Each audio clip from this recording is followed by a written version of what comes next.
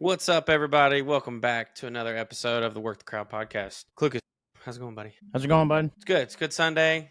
Scotty Scheffler's in the lead right now. This is the last weekend without football. That'd be great. So today's episode, you might want to start making your Venmos private, or be better with your password or something, or be better with what you're putting as your description for the Venmo. Yeah. So we're gonna talk about Arch Manning and his Venmo account. We're also going to talk about if you've been living under a rock, Michigan came down on Michigan. Came down. Put that in quotes. So we're going to talk about those NCAA sanctions. We're also going to talk about the very interesting QB battle the Indianapolis Colts have going on. And then finally, last but not least, for our college football preview, we're going to cover the SEC and let Klucas tell you who he thinks who's going to fare well in that conference and who won't. So let's get right into Arch and his Venmo. Well, it's the Arch one is funny, but the main one is John Mateer at Oklahoma, the quarterback from Oklahoma. He's at Washington State last year. So if you haven't seen it, in November, I've got the picture pulled up right here on my phone. November 20th of 2022, somebody found 2 Venmo transactions from John Mateer that were labeled as sports gambling. And one of them was just said sports gambling. They were both sent to the same person.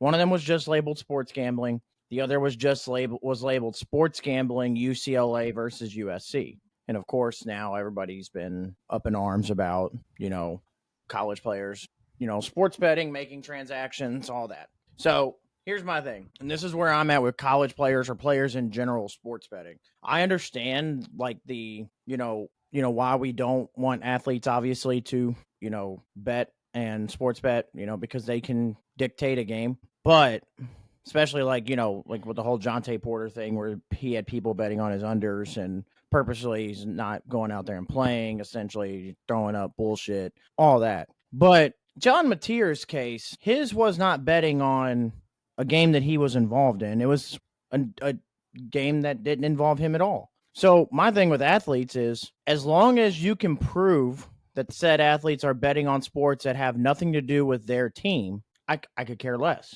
because What does it matter? Yeah. Obviously I don't want, and I get why they don't, because, everybody's got connections, everywhere, so that you can easily, I know the quarterback over at UCLA. Let me text him and say, hey, I've got the under on your passing yards. If you could, I'll slide you this portion if you can just, clear that for me or something. I understand why we don't, but I think if we can prove without, all the shady stuff, I could care less if they're not betting on their team. It does not bother me. Now, and also what also doesn't bother me is if you are betting on your own team, like say you're betting on, you have a player betting on your quarterback to go over in passing yards. Well, sure, your quarterback can dictate that, but that doesn't mean it's a necessarily guarantee. Guarantee would be more so betting on your unders, because I can make sure of that. But your overs, that just, if you're hot, you're hot. If you're not, you're not. It doesn't matter. So, if I've got, if I'm a quarterback and I see, we're favored to score 30 points today, and I bet the over on that, that's up to me. That's up to me to decide that. I'm betting on myself. Right. That's all you're doing. So, if I go on there and see that we're betting unders, then sure, I can dictate we're going to score under 30. You're betting overs. I'm betting on myself. So that to me, that should not matter. But yeah, it's as simple as, listen, just privatize your Venmo. It's, you can privatize it to where other people cannot see your transactions. It's not that hard. I would think, especially for athletes specifically, like my Venmo is privatized where people can't see my transactions, and I'm just a normal person. And again, if you are going to keep it public and these things are public, don't label them so blatant like sports gambling. Yeah, yes, for sure. But, keep in mind that some, these are kids. Correct. That make dumb decisions sometimes. And then the Arch Manning one, people just had fun with it because they, of course, some people, they saw John Mateer's Venmo. They said, well, let's go see who else's Venmo's public. And Arch Manning was one of them. One of them was, it said on the one that everybody's making a big deal about is on December 24th, which is Christmas Eve of 2022. He sent a Venmo to a female, which I would assume is a female, but it's by the name. that says Gritsmas BJ. My man is paying. I No way he's mean, paying for stuff like that. I There's just mean, no no, way. but I mean that people were more That's so just having fun with that, yeah. more People put so. funny stuff out there too. Yeah, I mean, as far as John Mateer goes, especially now, I mean, I think starting quarterback Division I anywhere, I would want to keep everything as private as possible. Yeah, including my Venmo.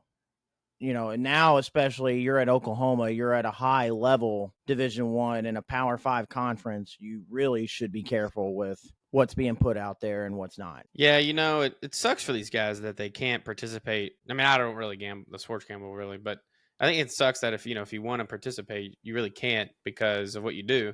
And I think that kind of sucks. I think there's also a play for like something like FanDuel to come out and be like, all right, we can exclusively give you a special account where you cannot physically bet on your account. You cannot bet on your said team or your your team, or unders. you could even go as far as like your sport. Like And college I would, football. and if you could create it to where you can't bet unders, you can only bet overs. Yeah, something like that. Like there's ways they can get around that. And now that there's a bunch of legal stuff they would have to take care of. But it does suck a little bit that they're not able to partake in Yeah, and certain stuff again, like if that. you're betting overs on your team or whatever, you're betting on yourself. So to me, that doesn't necessarily hurt your product, because I mean, that you're just paying means these guys anyway. What's the difference? the only way you could say it would hurt your product is if, say, because Patrick Mahomes and guys like that probably wouldn't do it. But let's just say, like, No, for they don't whatever care. reason, like, Baker Mayfield, Caleb Williams, somebody like that decided to bet over on passing yards, and now they're just out there just heaving shit up and just to, Try to do something. try to get their overs. I can see where you go, all right, buddy, what are we doing here? But at the same time, you're still betting on yourself. Yeah. But at the same time, I think they should, if Patrick Mahomes wants to, he should be allowed to bet on like baseball. Oh yeah. Well, I think they're allowed to bet on other sports. I wonder what the rule is on that. There probably is something NFL, college, There like probably NCAA is. rules. I know one of the rules in the NFL. I don't think it's illegal for them to sports bet. I know it's illegal for them to sports bet in any team facility, because that's what got a couple of the Colts players a couple of years ago. That's what got a couple players in the last couple of years, is you just can't bet within your team's facility. So like you basically have to be home anywhere, not at practice, locker room, training room, anything like that. Yeah, so that's what this one quick Google search. It says, obviously no betting. Like I just put in NFL players. It says they can't bet on the NFL. Obviously, they are allowed to bet on other sports with restrictions, but the only restriction that it shows is that if it is legal in their location, and then even then the location restrictions, like you were talking about, players are not allowed to place wagers while at team facilities, stadiums, hotels, or while traveling for a road game or any team capacity. They're also prohibited from entering sports books during the NFL playing season. Yeah, so you can't. I Can't mean, share you could inside go to the information. casino, That's but you normal. can't visit the sports book. Yeah, and they're not allowed to play fantasy football. See, that's kind of stupid. I mean, if it's not playing for money, what's the big deal? You're just I picking would players. just listen, if you want to do like I don't. I would just do like if you want to like go like as far as that, just don't pick up any players from your team. Like, if you're Jalen Hurts, sorry, you're missing out. You can't have Saquon, can't have yourself, can't have AJ Brown, whatever. But there's still, hundreds of players to choose from. But I mean, fantasy football, that's kind of stupid because, yeah, I mean, I don't know. Maybe that's just me, but yeah, I'm assuming. Yeah, I would always assume they were allowed to bet on other sports. Well, so this is for NCAA. It says, just another Google AI search. It says currently NCAA rules prohibit college football players and all NCAA student athletes from making sports bets on any sport that the NCAA sponsors championships in, including both collegiate and professional levels. This also includes activities like March Madness, brackets, Super Bowl squares, fantasy leagues with prizes, and online sports betting. So the NCAA has a lot more strict rules for that. Well, yeah, I mean that kind of makes a little bit more. NCAA is a little bit more. Well, it's large. You're Yeah. You're talking about multiple sports. I mean, So yeah, you're that talking about basically in means, Division One, you're talking about 132 teams to keep up with. well, I'm just saying, even if you're college football, you can't bet on college baseball. So it's like, I don't know, that kind of sucks. But whatever, price you pay to play. Yeah, but I mean, you've got NFL, MLB, NBA to choose from. Yeah, I didn't say anything about obviously not betting on stuff like that. But what happens is that because these companies don't have restrictions on stuff like that, these players are getting enticed to do stuff like that. So that's where they could come out and be like, hey, all right, you have a special account. You cannot bet since you're an NCAA athlete. You Also, cannot bet on especially when like these things. FanDuel and DraftKings are sponsoring some of these games and said so, some of Right. these universities and like don't put it out there as available for use and then tell me I can't use it. Yeah, I think they're just asking for trouble. I think they can. There's some rules. Like, that'd be my thing. go Like, on. don't ask me to go do a commercial for you and then I can't use the product. Yeah, pretty much. So moving on, sticking to college football. Michigan got a slap on the wrist. So yesterday we finally got the NCAA's ruling on the Michigan sign stealing Connor Stallions saga. And again, it was a slap on the wrist. To put it plain and simple, no banners were taken, no wins were vacated. Nobody was, obviously nobody was fired. I didn't really expect anybody to get fired from this. Yeah. So basically this is what happened. This is what the NCAA decided on. So Michigan was put on probation for 4 years, 4-year probation, a $50,000 fine plus 10% of the budget for the football program, a fine equivalent to the anticipated loss of all postseason competition revenue sharing associated with the 2025 and 2026 football seasons, a fine equivalent to the cost of 10% of the scholarships awarded to Michigan football program. I think when they did all the fines, it equaled out to $20 million. Finally, basically. 14-week probation on recruiting communications in the football program during the probation period. Then you get the Connor Stallions, Jim Harbaugh, and Denard Robinson, who was also a part of this. Stallions received an 8-year show cause order. Jim Harbaugh, a 10-year show cause order. Denard Robinson, 3 years. So basically that just means they basically can't do anything NCAA related for that time period, which who cares? Harbaugh's in the NFL. Don't think he planned on coming back to college. I would honestly think, Harbaugh's 50, 60, after his run with the Chargers, I would pretty much assume, unless it's short-lived, he's done after this.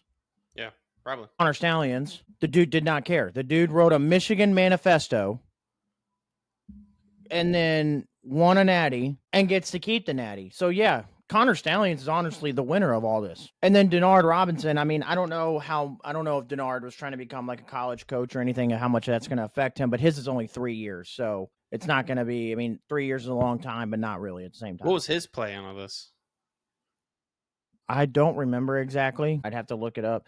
And then Sharon Moore will be suspended a total of 3 games. He'll be suspended the first game of this year, in which Michigan, first game this year, plays.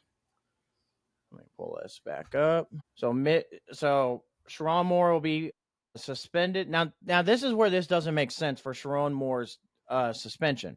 Okay. So he's suspended the first game of the year against New Mexico. All right. Then he is not suspended. He is allowed to coach at Oklahoma and in the Central Michigan game. Or sorry, no, wait. He's suspended. Hold on. Maybe it was the Central Michigan game he's suspended. Let's see. Sharon Moore suspension. All right. So he is suspended for, okay, if it were to be this is what it would be. I want to know what his actual, so he will miss, I'm pretty sure, I need that. Yeah, September 13th and 20th, which is, so he's going to coach the week 1 and week 2 games. So he coaches New Mexico and at Oklahoma. He is then suspended week 3 and 4, Central Michigan, and then at Nebraska. Which, why are you allowed to coach the first 2 games and then randomly suspended the next 2? Yeah, why wouldn't it just be the first 2 or first 2 conference games? Because that Oklahoma game, they don't want to ruin that. Okay, but Central, and then he's suspended for the 1 game in 2026 when Michigan is scheduled to face Western Michigan at home in 2026. So I don't know why you're suspended a total of 3 games and 2 of them are this year and 1 is next year. Doesn't make sense. It also doesn't make sense that, you're not suspended the first 2 games and you're suspended a random 2 games after that. And then, like we said, $20 million pretty much in fines and then all that slap on the wrist. No natty taken, no vacated wins, no playoff ban, no nothing. All that, and Michigan plans to appeal this to the NCAA. Sure. Why wouldn't they? I mean, what are we doing here? Literally on multiple occasions. So if I'm not even multiple, if I go back and look, I'm pretty sure Akron, yes, the Akron Zips are banned from playoffs this year, which doesn't really matter. But because of team GPA, yeah, they've been suspended and they have been handed a postseason ban for the 2025 season after posting a failing academic progress rate from 2023-2024. Nobody went to class. Okay, so suspended, not allowed to play in the postseason there. But we can sign, steal, win a natty. No playoff ban. Ohio State players were selling their earned bowl rings for tattoos, which in today's game is completely legal now. And they were banned from the playoffs back then it was the BCS Bowl. They were bowl banned that whole year. And that was Urban's first year at Ohio State, and they went undefeated. And that was the year that Alabama smacked Manti Te'o and his fake girlfriend in the national championship. And I'm pretty sure Ohio State would have done the same thing had they played them. Because it would have been, Notre Dame was undefeated. Ohio State was undefeated. It would have been Notre Dame, Ohio State in the Natty. And again, pretty sure the same result would have been what it was. But the only thing we wouldn't have got out of that is Brett Musburger drooling over A.J. McCarron's girlfriend that game. Which is still just a classic. I mean, for good reason, she's hot. But, I mean, then not to mention, I get it, completely different sport, but Louisville had their banner taken from them for, let's call it like it is, for ugly strippers, for recruits that they still didn't even get. And not only that, didn't they take a postseason ban 2014, 2015 season or whatever, self-imposed? So, and that was, I would consider strippers for recruits that you didn't even land much, much worse than sign stealing, knowing your opposing team's plays, and winning a national championship off of it. It's Houston Astros. Yeah. Yeah. Your big time schools. Why would I think they'll be happy to pay $20 million to cheat. Yeah. If all I got to do is pay off $20 million to win a natty, hell, Ohio State spent $20 million on their roster last year and won the natty. Why not? I think it's dumbfounding that the differences in NCAA rulings. I want to know if there's an actual official process or it's just up to the person who's leading the investigation at that time. They're like, nah, I don't feel like giving out a big one. And then for all this, for all that you got, you basically got away scot-free. This is almost equivalent to, robbing a bank, admitting you robbed the bank, and only getting, you only got to do, house arrest,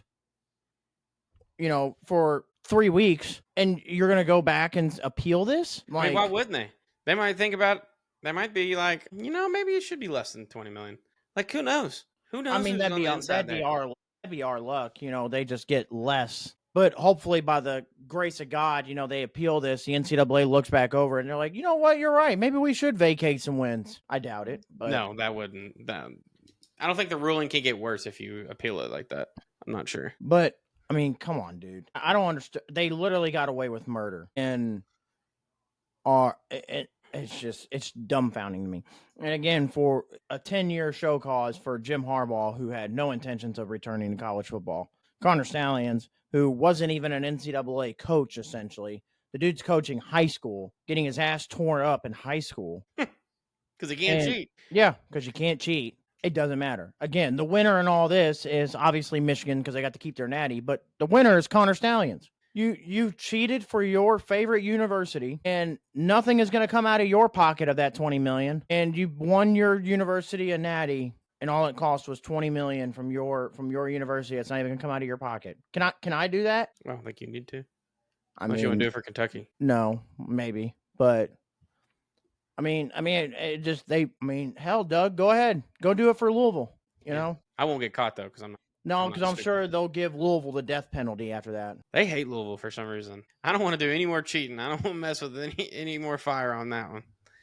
Because NCAA is horrible with us. It's just ridiculous. Moving on from one ridiculous thing to another. The Colts quarterback room. And Doug, I just wanted to talk about this because obviously us being Colts fans, we both agreed 2 years ago in the draft, we wanted the Colts to trade up and go get CJ Stroud. Yes. Okay, let's go back before that. So let's start with, we basically gave up on Peyton Manning and thought he was broken after his neck surgery. Watched him go to the Broncos, where now Peyton calls home and just hates Indianapolis. which is already heartbreaking now. The fact that the man won't come back unless he's paid to come back to Indianapolis. Yeah. Watched him win a Super Bowl in Denver. Watch him go to 2 Super Bowls and win 1. And then we got lucky by the grace of gods when it happened that Andrew Luck came around. We refused as an organization to put an adequate team around Andrew Luck. And really, when I mean an adequate team, I'm just talking about an offensive line. Because realistically, we were okay pretty much everywhere else. Like, granted, they were older, but we always had, the Andre Johnsons, the Hakeem Nicks, the T.Y. Hilton, the receivers for Andrew Luck to throw to. We gave him Eric Ebron, who had his best year with Indianapolis. We always gave him weapons, didn't necessarily give him the greatest run game, but that was also part in the offensive line. And then we finally get an offensive line. We draft Quentin Nelson, finally have a line built, and he retires. All right. So then we go Phillip Rivers, who we pretty much knew was only going to be a 1-year rental. And Phillip Rivers, out of all the quarterbacks we've had since Luck left, has been the best one. Then we went to Carson Wentz, who actually had a pretty good year with us to revitalize his career. And we just gave up on him. Like, we could have, I get it. I understand that maybe the GM, maybe Ballard, I know the fans weren't necessarily happy how those last 2 games went to lose us the playoff spot and everything. But at the end of the day, Carson Wentz was still okay, pretty good. And young to where you could still... Where you could sign him to a 3-year deal and work off of it. Give him some time. So we decide, instead of trading what was it, Doug? What did the Carolina Panthers trade for him? Let's see. Baker Mayfield trade to Carolina. It was for a 2024 conditional pick. So instead of just giving up, you could have just given up. I mean, honestly, whatever, even if Baker didn't become what he was now, you could have given up a 3rd-round pick for Baker Mayfield and we would have been okay. No, you didn't want Baker. So now Baker's done nothing but gone to Carolina. He was in Carolina, signed a 2-day contract with the Rams, balled out in his 1 game with Sean McVay and the Rams. Then it landed in Tampa and has been great ever since. Yeah. Okay, so you didn't do that. So then we pulled the trigger on Matt Ryan. Not to mention that same draft, Doug. I'm sitting there begging the Colts in the 2nd round to draft Jalen Hurts. And nope, we don't do that. We let him fall. Philly drafts him. Now he's been to a Super Bowl and won 1. I mean, then we take Matt Ryan, which was the worst decision we have ever made. Honestly, signing Matt Ryan to a 1-year deal set us back 5 years. So then, because Matt Ryan was so terrible, we finally have a top 5 draft pick to draft a quarterback, where we both wanted C.J. Stroud. Okay. Now remember, this was the draft that the Bears had the number 1 pick in, but they were still unsure of if they wanted to just give up on Justin Fields or not. Traded back, gave him to Carolina. Chicago got a steal out of that because they were able to trade back and they got DJ Moore out of it. Mm-hmm. And an extra 1st from Carolina, which is what I would have gladly given up, the 4th pick and a 1st-round pick the next year to trade up to number 1 to get CJ. The problem is, I feel like if we would have been sitting there at number 1, we probably would have still picked Bryce Young. But yeah, Doug doesn't like the name Bryce Young. Just for fantasy purposes. But could have taken the leap to go get CJ.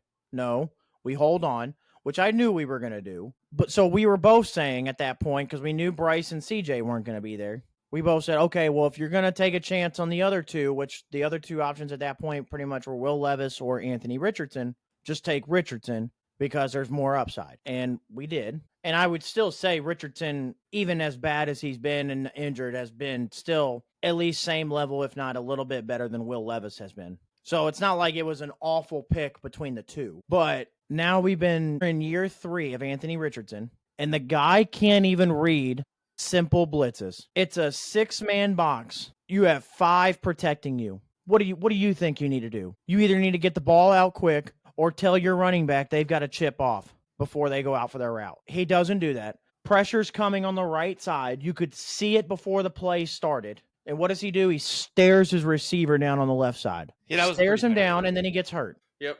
That's on him. I mean, the other times it's like whatever. He's trying to make a play, gets hurt. But this was on him. He completely didn't read the protection right. Like, it's not even the fact that you can't read the protection from a quarterback level.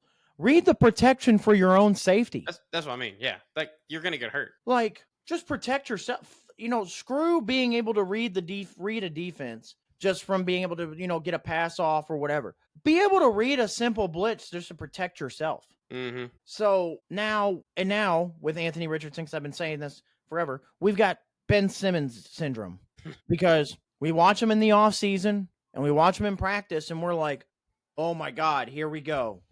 This is the year. He's finally going to piece it all together and it's going to be what we all expected. And then we get in game and we're like, what am I watching? Anthony Richardson has got to be the first mobile quarterback, first dual threat quarterback to not know how to run properly. I watched Lamar Jackson run. You could tell from the get-go, he knows how to escape a pocket, knows how to do all that. I mean, that was from just his freshman year at Louisville. Just knowing how to get out of situations. I told you last weekend when Jalen Milroe played his first game, I said, brother, he already looks better than Anthony Richardson. He knows how to run. Like, if you're not going to be able to throw the ball, I need you to know how to get out of the pocket and run. But Anthony Richardson is 6'5", 240, and you wouldn't be able to tell he's 240 by the amount of times he gets hurt. It's like there's nothing covering him. But now we're stuck in a situation where Daniel Jones, Anthony Richardson, and it's awful. And it's awful to think about. And I'm in a situation now where do we just say, because the team around the outside of the quarterback, you have Jonathan Taylor.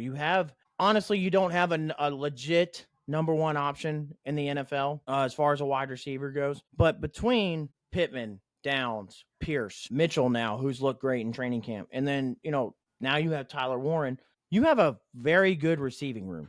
You have a very good O-line. You have a very good D-line. Linebackers are there / still young. We finally got a secondary. It literally comes down to the quarterback. But now we're stuck in a situation where do we go, okay, Daniel Jones is probably better fitted to take this team and still win and hopefully make a playoffs. Like I just want a Gardner Minshew type, I just need you to manage the game. Daniel Jones is probably the best option. But I'm at a point where we're either going to be really bad or we're going to be really average. And the problem with being really average and sitting at 7 to 9 wins is it's not good enough to get a top quarterback in the draft. So I think at this point, if you're the Colts, and they're going to probably play Daniel Jones at some point because they want to win, especially since this is probably, Chris Ballard on the block, he's going to want to win to save his job. But I think you have to play Anthony Richardson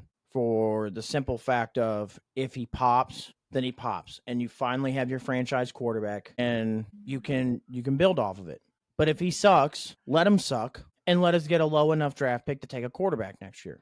Don't go the Daniel Jones route because it's going to put us in a tier where we're drafting too low to take a quarterback. Play Richardson. If he sucks, just keep playing him. Let him suck. So we can lose games and get a quarterback next year. Or play him, and if he finally figures it out, great. Now we have our franchise quarterback. But we're not going to do that. Because like I said, this is Ballard knows this is probably, he's probably on the fence of, whether, Irsay's daughters want to get rid of him after this year or not. So he's going to do everything he can to win. And my guess is if the Colts start, I would just say first 4 games, anywhere between 1-3 or 2-2, you'll probably see Daniel Jones. But again, Richardson just needs to be the guy just because 1, I want him to succeed. I really do. But 2, if he sucks, let it play out because we need a low enough draft pick to take a QB. If he doesn't suck and he pops, then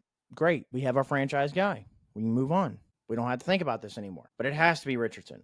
It has to be Richardson. You have to play Richardson and just let it play through however it's going to play through. What about throwing Leonard in there? Listen, if the Richardson experience doesn't, I'm for it. If Richardson, starts the year off bad, we could tell we're going down the road of suck, but he gets hurt. Yeah, sure. Throw Riley Leonard in there so we can really secure our getting a high enough draft pick. Yeah, why not? My thing is playing Daniel Jones and when I'm saying Daniel Jones is going to be good enough to put us at that average, because Daniel Jones I don't think is going to do too much to lose games for us. Now, sure, he'll throw bad throws and, there'll be a turnover or something, but he's not going to do enough to lose the game for us. He'll be just a game manager. It'll be like having Gardner Minshew, just a little bit more athletic ability. That's the problem. Is I don't need somebody to lead us to 7, 8, 9 wins, because that's where it leads us to drafting, 15 through 20, and it's not good enough to take a quarterback. Yeah, I just hope that God Richardson figures it out, like you're saying. Yeah, and that's the thing. I want Richardson to figure it out. I want Richardson to be good. I want Richardson to be this team's franchise quarterback, because I've got a weird feeling that if he does not pan out in Indianapolis, he's going to go somewhere next year. He's going to get traded, cut, whatever, and somebody's going to pick him up. It's going to be some team that's going to need a quarterback that's going to play him, like the Steelers, or, after Rodgers is gone, or somebody like that that's going to play him, and he's going to figure it out with them. And that's going to be my fear. So please, Colts, if you're listening, doubt you are, but if you are, please just play Richardson. Let it play out. Yeah, which I think they are. I think there was a report that came out yesterday that they're going to start him. I mean, it just makes the most sense. Yeah, I mean, it was close. I think the battle was closer than you think. Oh, it was very close.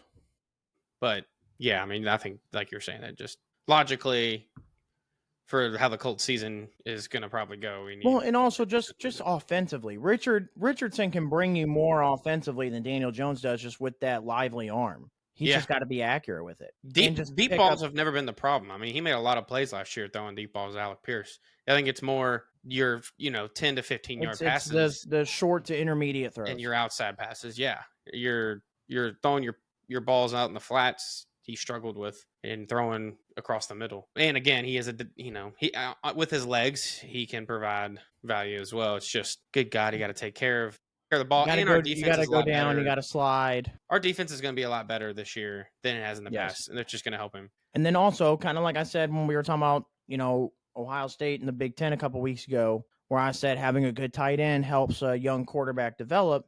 Now having Tyler Warren as a safety blanket should help Richardson a lot. Yeah, Tyler Warren's going to be like a Swiss Army knife. He's going to do a lot for this offense. He's going to be a good fantasy player to have on your fantasy team, I think, this year. Yes. So. All right. So moving on to the last portion of this podcast. The last portion of this college football preview means, like you're saying, college football is back next week. Correct. And so we'll do SEC, and I've got a couple non-Power 4 teams I'm going to go through as well. So that way next week when we do our episode, I can just do playoff prediction. And then I know week 0 starts next Saturday. There's not really, outside of, I think it's the first game, Kansas State, Iowa State. There's not really a marquee game that I would be worried about that would change my prediction or anything. So I'm not really worried about that. So we'll do SEC, and then my non-Power 5 teams or Power 4 teams this week, and then next week will be, so actually next couple weeks is a lot of football, because next week we'll have playoff predictions. The week after that, the whole episode will be the NFL preview. It's one of mine and Doug's favorite episodes of the year.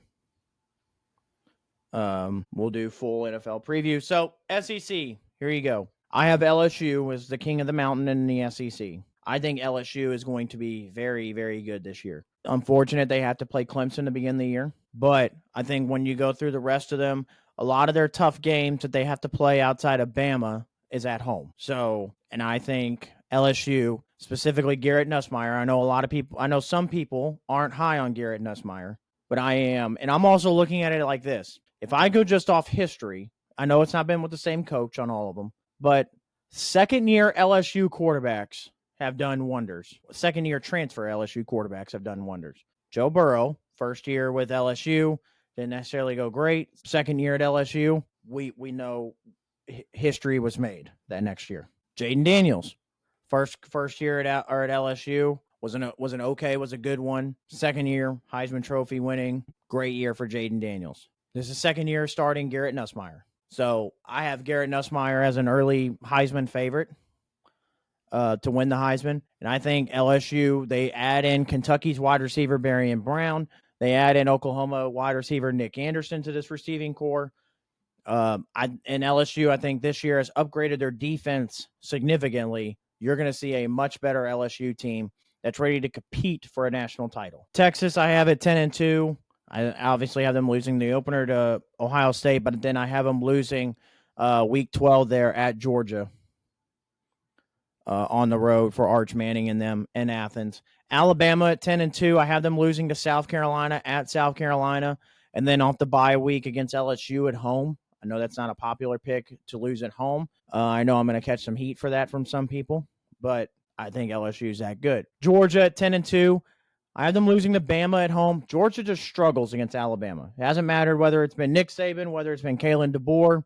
They've struggled against Alabama. So I have them losing to Alabama, and then I have them losing to Florida. Florida, and then you gotta remember that game's in Jacksonville, so that's not at Georgia or at Florida. That's a neutral site game. I think Florida is going to be, and I have them going 8-4. They're going to be the best damn 8-4 team in the country. And when I say that, I mean like they could compete with some of the top dogs in the country. With some, so I have them beating Georgia, but it's just their schedule, dude. It's just so brutal. I mean, we went over this a couple weeks ago. This 4-game stretch between week 3 and week 6, we are at LSU, at Miami, at home against Texas, and then at Texas A&M. Shoosh. Brutal. And I have them going 0-4 through that. If they manage to win a game through that stretch, my hat's off to them. Yeah, the only thing I would change with that maybe would be at Miami. I think that's a winnable game. The others, yeah, for sure. I think those. Yeah, it is winnable. But I just went with the road. Yeah. Yeah. Coming off playing at LSU is going to suck. Yeah.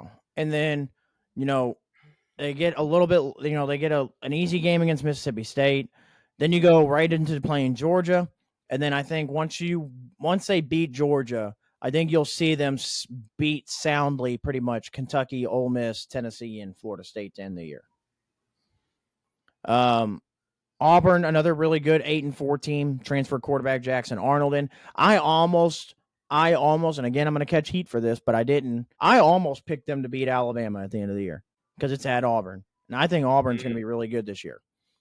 Really? Okay. Ole Miss, Oklahoma, 7-5. I think Oklahoma's schedule is just really, really brutal. Again, I have them losing that opening matchup against Michigan. And wait a minute, I don't think that's right. I don't think I matched that right. I did not. That should be a win. I was about to say that didn't sound right. Yeah, so I have them winning that game against Michigan. There we go. So I'll put them at 8-4. It doesn't change their conference record at all, but all right. So I think they win that opening game just because Michigan is bringing in freshman quarterback who's probably going to end up being the starter. I think they're able to win that opening, and they're able to get through their first couple of games. But then again, another tough stretch. You're playing in the SEC. You're going to go through tough stretches. Texas at home. You're at South Carolina. At home against Ole Miss. At Tennessee. At Bama. I mean, it's a tough stretch. I have them beating Ole Miss and then Tennessee, but I just don't see the game against South Carolina. I could see them maybe winning, but being at South Carolina, that's tough. And then obviously down here you see Kentucky. I don't really foresee 5 wins is the most I see them getting. Don't see much else happening, and it could be 3 or 4 wins because they could very well lose to Toledo in the opener and then Vandy and then add Vandy. But I will say, every year there's a game that Kentucky wins that they probably shouldn't. And this year I had that being the Tennessee game at home. But I would not be shocked, second game of the year at home against Ole Miss, if that's one of the games that they are able to pull off and win. So, just going to put that. And then I think Vanderbilt was a one-year wonder last year. No disrespect to Diego Pavia. No disrespect to Eli Stowers. They're 2 of the better players in college football. But Vanderbilt, I mean, you got to go at Virginia Tech, at South Carolina, at Bama, and then you're going LSU, Missouri, Texas, Auburn, Kentucky, Tennessee. I don't see you. The Kentucky game would be the only other game I could see them winning. Maybe Missouri, but Missouri's also a better 7-5 team than what a better team than what the 7-5 record shows. So, but yeah. This is my SEC breakdown for this year. Again, I think LSU is the top dog. You'll see LSU, which I have LSU, Texas in the SEC title game, in which I see LSU winning the SEC title game against Texas as well. So now we move on. The non-Power 4. I only picked a couple that I thought had a legitimate chance at making a CFP appearance, as the one Group of 5 member. So Notre Dame, I think, runs the table, goes undefeated at 12-0. Which will pretty much solidify their spot in the playoffs.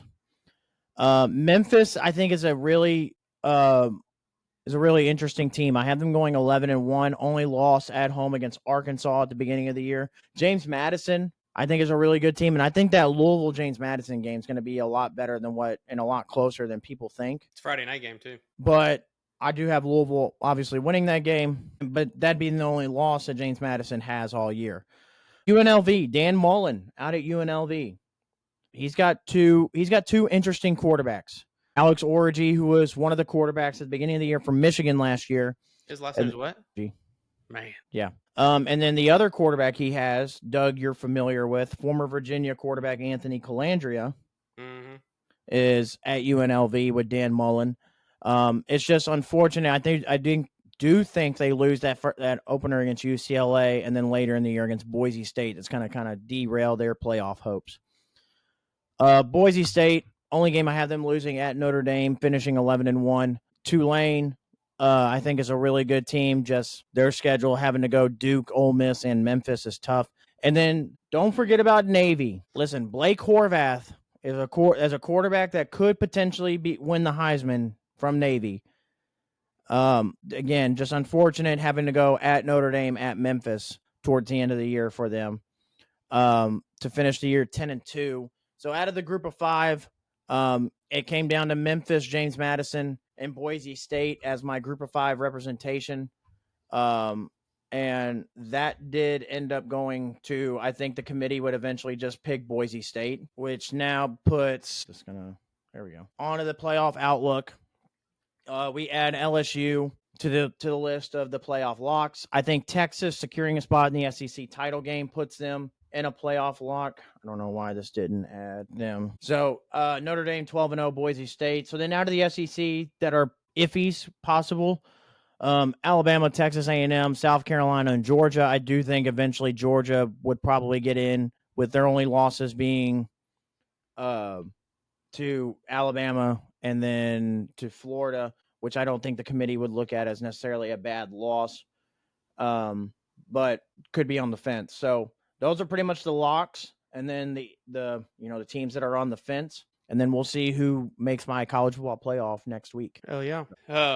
Yeah, good breakdown, dude.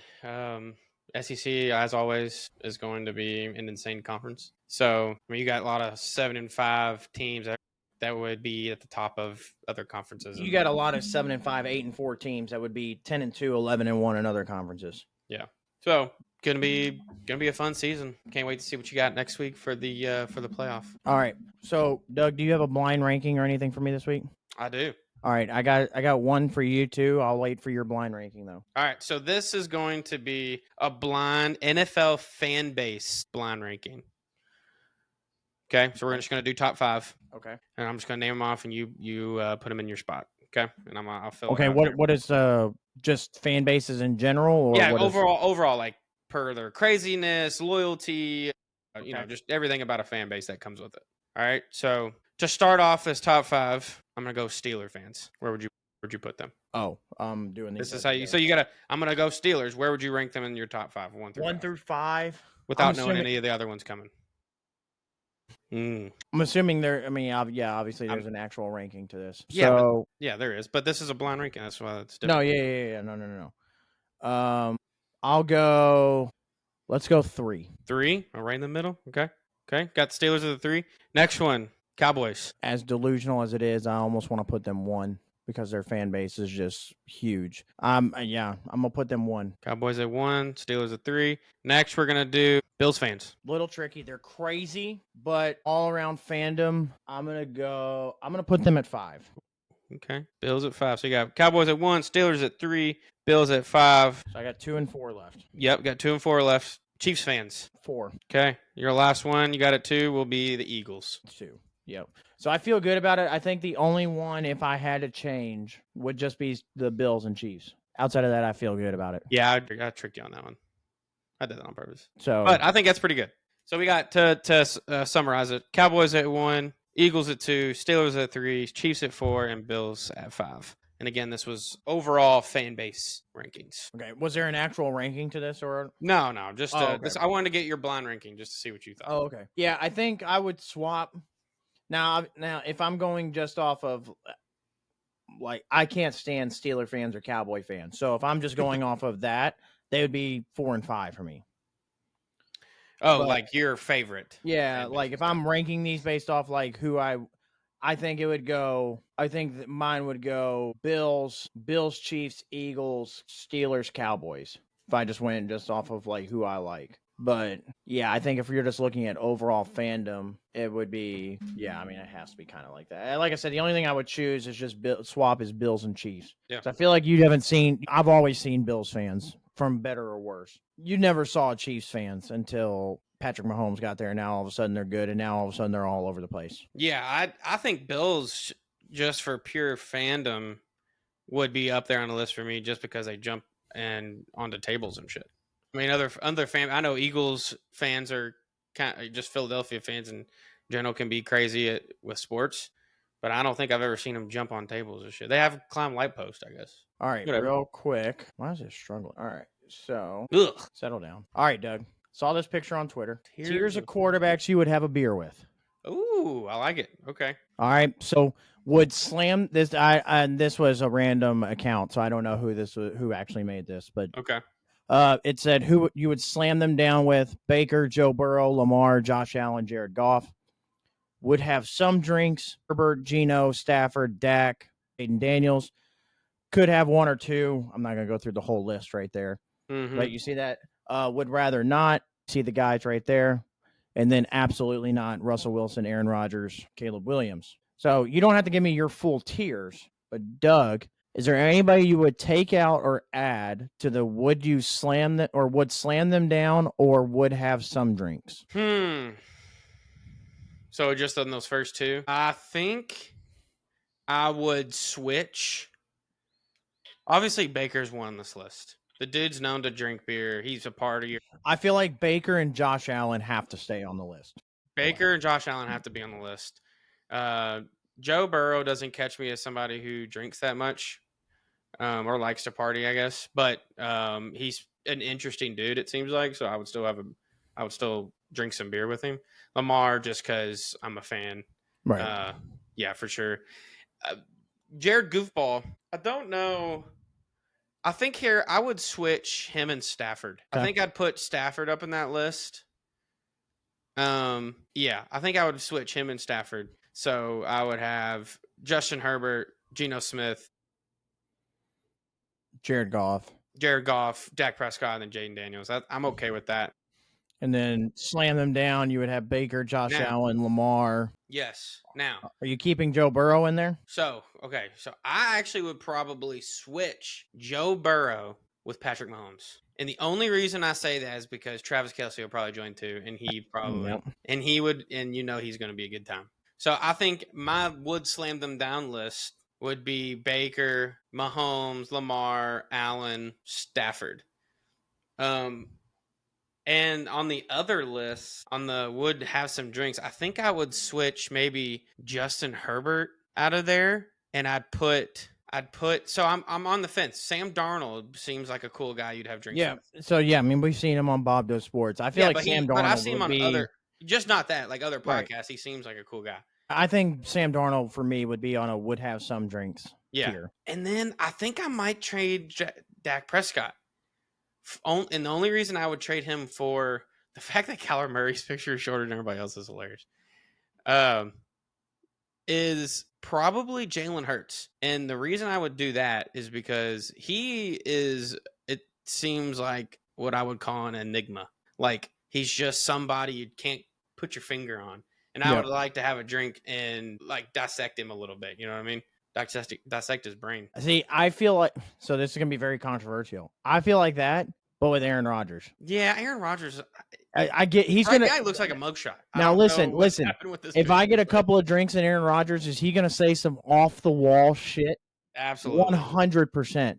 But that's going to be one of the best times of my life. Yeah, he's not in the absolutely not list. Russell Wilson is for sure. He's out of there, dude. I don't know. Caleb Williams to not be that guy. I don't know if he would be absolutely not. No, I wouldn't put him absolutely not. Yeah, I don't know if anybody would be in my absolutely not besides Russell on my Wilson. Fantasy stuff. You put Bryce Young.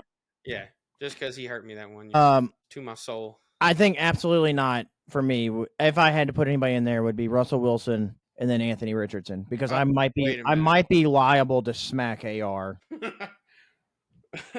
Figure it out, dude. What Yeah, the fuck? yeah. But yeah, for me, Baker, Josh Allen, Lamar for sure, slam them down. I think CJ would be there for me, but that's just the Ohio State guy in me. Yeah. And then I kind of agree with the would have some drinks. Well, I don't know about Geno. That'd be the thing. I know Geno seems cool. I might put JJ McCarthy there just to start a bar fight. The Shaduro pick is interesting too. Yeah, because what if Travis and Dion come with? I mean, that's something to think about. So I just came across that today, and I was like, I'm gonna ask Doug who would he slam a beer with. Yeah, I do want to give a shout out to Tyler Shuck that's in there. Also a Louisville guy. So with that, again, a lot of football coming up. We got next week, obviously, CFP predictions coming out from us. The week after, as I said, full-on NFL preview. And then, then we start college football from there. Boom. We have, State, Texas coming up.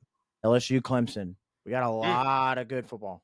And then the week after that, NFL starts. There's going to be some fun weekends coming up. All right, folks. Remember, if you like this episode or any other episodes, like, comment, subscribe, follow us on socials. We would appreciate it. If you have any topics you want to talk about, please let us know. All right. We're going to go win a softball game. And then we're going to go try and win a softball game. Probably not, but maybe. All right. We'll see you guys.